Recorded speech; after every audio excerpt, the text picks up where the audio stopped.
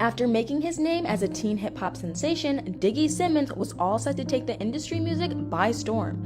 He started making waves just when he was a child, so him getting the amount of fame that he got didn't come as a surprise to many people.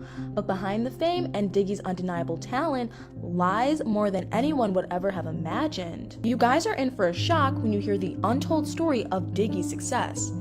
Diggy was first introduced into the spotlight as a teenager on his family's MTV reality TV show, Run's House.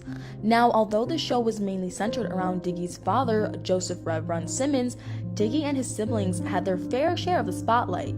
Diggy started rapping in the late 2000s, but didn't fully start his rap career until 2009 when he released his debut mixtape, The First Fight. Saying that his debut mixtape was a huge success would be an understatement because this was what launched Diggy's career. Unlike most newcomers who barely make an impact with their first release, Diggy's debut mixtape got him over 100,000 downloads on his personal blog after he dropped it, and that was just the beginning for him. The popularity of Diggy's mixtape caught the attention of 5 different record labels, all of which offered Diggy a deal to take his career to the next step. Diggy was on top of the world, to say the least, and with so many opportunities around him, Diggy decided to sign with Atlantic Records, and that was how his music career began. Just a year after getting signed by Atlantic Records, Diggy uploaded a freestyle remix of Nas's Made You Look, and his version blew up the internet.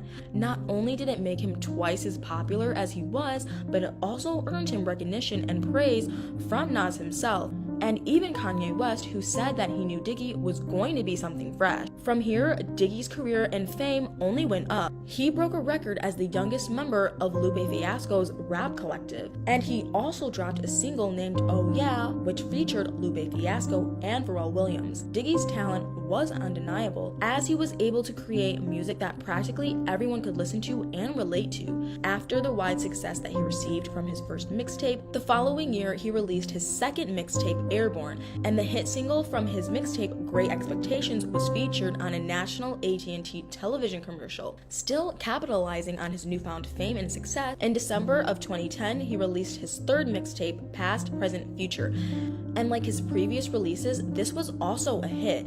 2010 might have been a good year for Diggy, but 2011 was definitely better.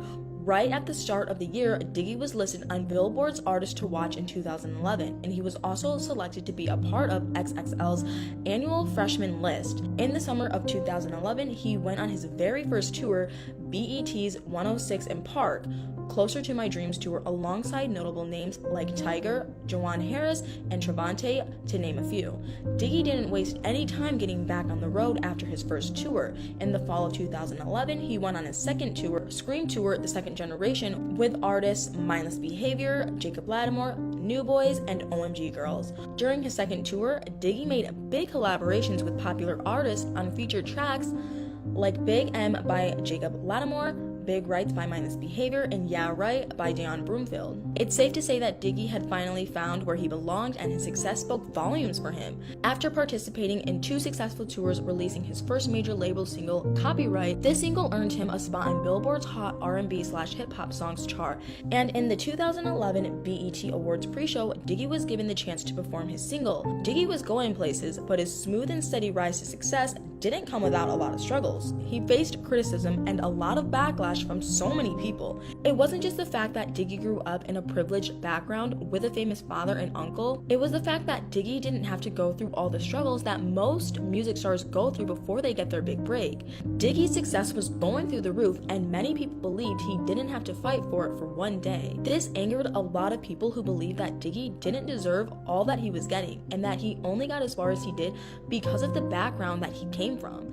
And like some people say in hip-hop, no struggle equals no street cred. The criticism that he got from the public didn't go unnoticed by Diggy, and when he addressed it, he seemingly didn't care much about what people had to say about him.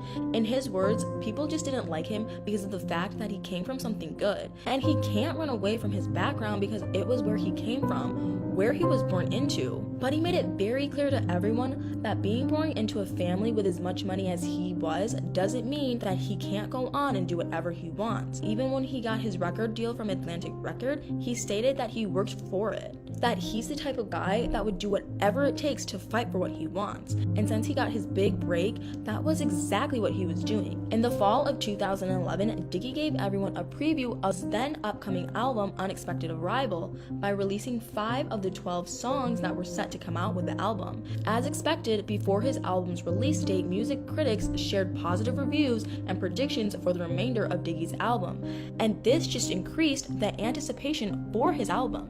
After the release of his album in March 2012, it debuted at number 13 on the US Billboard 200, and by June on that same year, his album had sold 89,750 copies in the United States. Diggy was labeled the next big thing by so many people because everyone thought that he was going to make it into global superstardom, until he didn't. Even though he dropped a couple of singles after his successful album, Diggy just disappeared from the studio scene, and no one really knew why. I guess you can say that the holler in his success was partly his fault.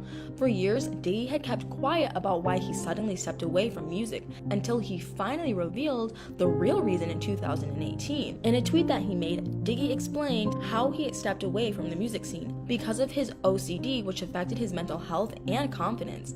He let what people were saying about him and his music get to him, which affected him badly. After his emotional revelation on Twitter, Diggy went ahead to publish a new single, It Is What It Is, and the music video of this song gained over 454,000 views on Spotify. And then Diggy decided to make a full comeback into the music scene when he dropped his album Lighten Up. Diggy's comeback album was well received from so many people, and his breakout single Anchors gained well over 700,000 views after the release of his music video. Diggy hasn't been able to gain back the momentum that his career once had, but everyone is hoping that one day he does. Right now, while Diggy isn't promoting his music on social media, he's working towards living a clean and healthy lifestyle. He does this by putting exercise into his daily routine, and he even admitted that working out might just be his favorite activity. Do you guys think that Diggy can live up to the expectations everyone had for him? Let me know what your thoughts are in the comments.